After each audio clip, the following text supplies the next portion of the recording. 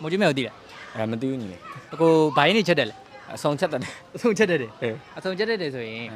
ကျွန်တော်ကိုကြက်ဘူးနဲ့ချက်ကျွေးမယ်ဆိုရင်9000ပေးပြီ ရတယ်လေ တကယ်ရလို့လား ရတယ်ဘယ်မှာချက်ရမှာ ဘယ်မှာချက်ရမှာလဲဆိုကိုကြီးဆောင်ပါဘူး မင်းတို့ကဘာလုပ်တာလဲ ဘာဖြစ်လဲဆိုမုတ်ကျွေးမယ်မုတ်ကျွေးမယ် ဟုတ်လား ပြမယ် ကြည့်ပါ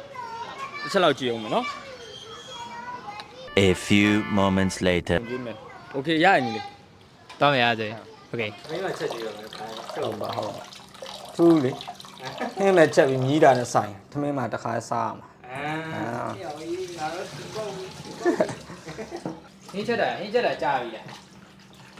ဟင်းချက်တာကြာပြီလား နည်းနည်းတော့ကြာပြီယောက်ျားသားကြီးဒီယောက်ျားလေးဒီပဲစုပြီးနေရတာချက်စား ကိုကြီးအဖရပေါ့ ဒါပဲကြီးနိုင်ဝက်လောက်ဆိုရမှာ ကိုပိုင်ဟင်းချက်နေတွေပါရှိတယ် ရှိပါ ရှိ ဒီများကြီးချက် ဒီများရက်လို့ များကြီးချက်တယ်လိုက်ချက် စားမယ်ဗျာလာမင်းရမယ်ဘယ်လိုမြင် ကောင်းတယ်လေ ကောင်းတယ် ။ကောင်းရမယ်တော့ကြိုက်တယ် မိုက်တယ် ။ share ဖြစ်တော့ share ရှေ့ ချက်ဘူး share အညာလားချက်တယ် ရှိုးလိုက်အောင်ဒီမှာကိုကြီးကိုပြ ။နှစ်ခေါ်လေ အာယေရှိုးလိုက်အောင်ဘာညာကိုကြီးဘာရင် ချက်ဘူး အာညာသားချက်တယ်ပါ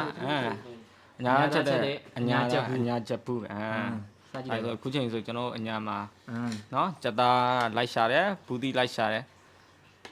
special special ရှိုးလိုက်မီးလိုက်ဘိုက်ဒီဇာနေတာချက်နေနေ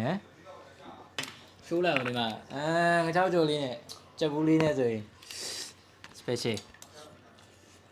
ဟိုး